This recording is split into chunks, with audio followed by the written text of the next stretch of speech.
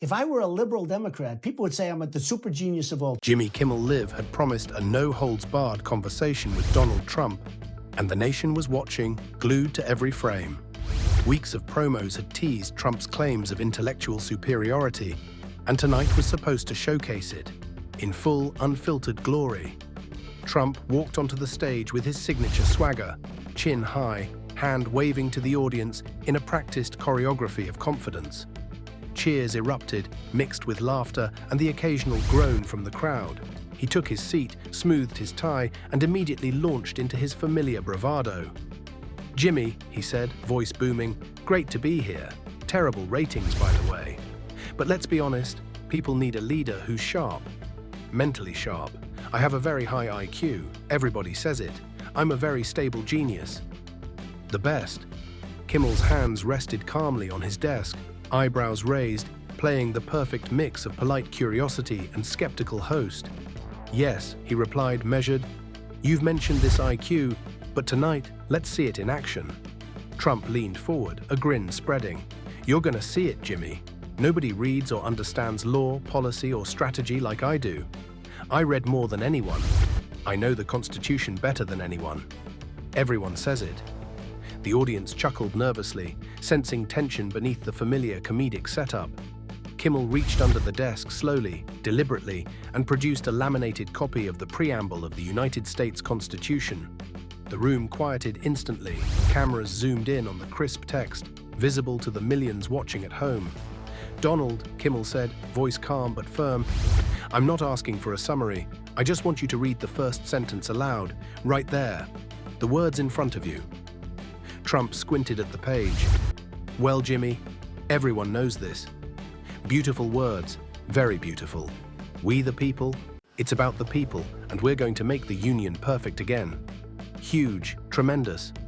"No, sir," Kimmel interjected. "I want the words exactly as written. For the people watching at home, the line that says, 'ensure domestic tranquility,' just read that part." Trump leaned back, shifting uneasily. "The lighting's terrible. The font is awful. Who printed this?" He waved his hand dismissively. The excuses fell like bricks in a silent room. The audience murmured.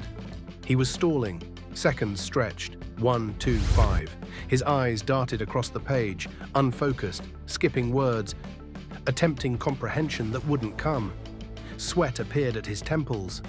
Bluster melted into panic. His mouth opened, closed, opened again, but the words refused to obey. The tension in the studio was suffocating. Kimmel leaned forward, calm, deliberate. Then came the question, 4 words, simple, direct, devastating. "Can you read this?" The room froze. Trump's defiance vanished. His eyes, once brimming with confidence, now reflected stark vulnerability. The laminated sheet sat untouched, a silent testament. He could not answer. Any response would betray him, or worse, confirm the doubts whispered behind closed doors. He stood abruptly, microphone clattering against the desk.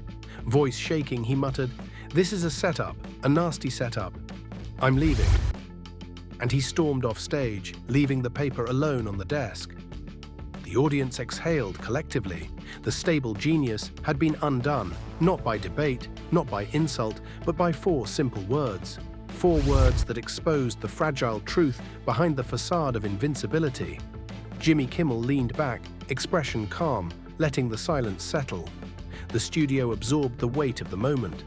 The nation, millions of viewers at home, had witnessed something remarkable. The myth confronted by the simplest, most undeniable test. And for the first time, the man who had boasted of unparalleled intellect was silenced. Not with mockery, not with attack, but by the quiet, undeniable power of truth. A text, a test, and 4 words.